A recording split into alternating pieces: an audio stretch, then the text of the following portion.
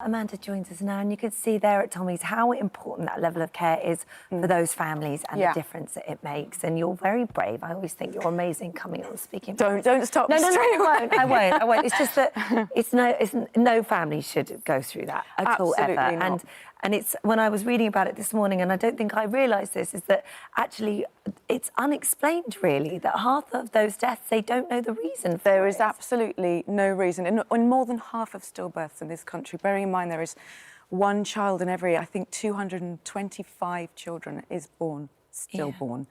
And there are no answers. The research centre, I have to say, up in Manchester is fantastic because they are doing so much to try and find out the cause and to try and see ways of preventing it. There's so much going on up there. Was there any explanation for you? There was no explanation for Theo, and part of me was relieved because I was thinking, that's brilliant, we can go on and have another baby.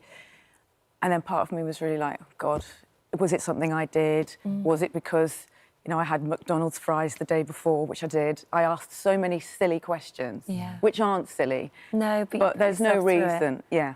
When are you all right to speak about? When did you know? When did you first know? When did you notice that something had changed?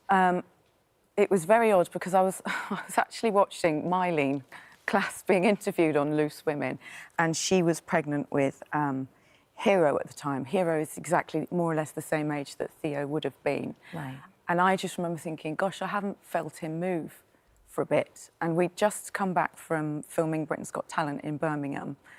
And I thought I'll get in the bath and see if I can wake him up, and did a lot of prodding. And then I had a coffee, because that's another thing one of my midwives said, just try and there was nothing. So I still didn't panic, but I drove to the hospital, and then one of my lovely midwives, who, you know, I've talked about a lot, Jackie Nash, was there, and she couldn't find his heartbeat, and that was the beginning of a horrific day. Yeah. A horrible day. And I know you said you know you're okay to talk about this, but you must stop at any point. But I think a lot of people don't obviously think beyond that moment. Then you had to give birth. Yes, that's the thing. That's the thing that I forgot, actually, to be honest with you.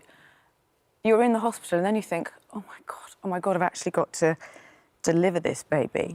And it's very different to a miscarriage, because you often read when, I mean, I know an awful lot of people go through this. I'm not on my own. But there's different languages, and people say they miscarried a baby, which is a horrible thing in itself. But giving birth and having a miscarriage is two totally different things. I always want to make sure, you know, he was stillborn. Yeah. He was stillborn, you held him? And I held him in the end, yes. I was scared to do that as well. But I imagine now you're so happy that you had that moment. So happy. I was so...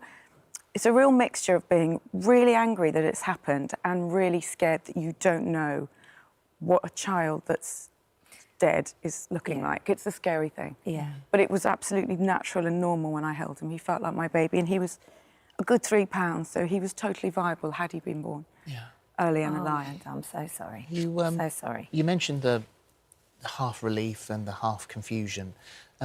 When it came to having Holly, you were... I think Chris was very worried, wasn't he? Yeah, he didn't want to put us through that again. That's the most incredible story that you listen to when you hear about all these mums, is the desperate need to have another baby. And if you're able to, and you're lucky enough to be able to, it's the only way that you can feel any better. You never forget, but it's the only way you have to have your arms full again. And Chris was incredible and a massive support, but he never wanted to put me through that kind of tragedy again. So having a pregnancy after you've lost a baby is probably one of the scariest things you can do. And that's why I'm here really to talk about the fund that we're setting up. So I'm setting up a fund. Our son was called Theo, and we're setting up a fund called Theo's Hope, which is in conjunction with Tommy's, because we want to raise money to pay for a bereavement counsellor to be present at the research centre in order that we and the NHS and the government can do the research to see the stats on just how life-saving that is. I had so many people to talk to.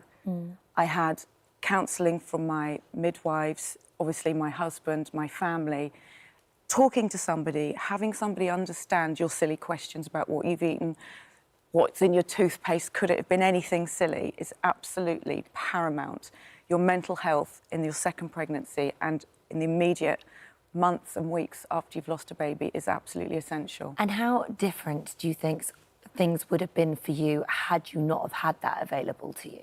I didn't take antidepressants. Everybody's different. That's not the way I would choose to go. But I probably would have still been on them to this day, maybe, if I had. I don't know if I would have been a good... I know that having a baby made me continue to live.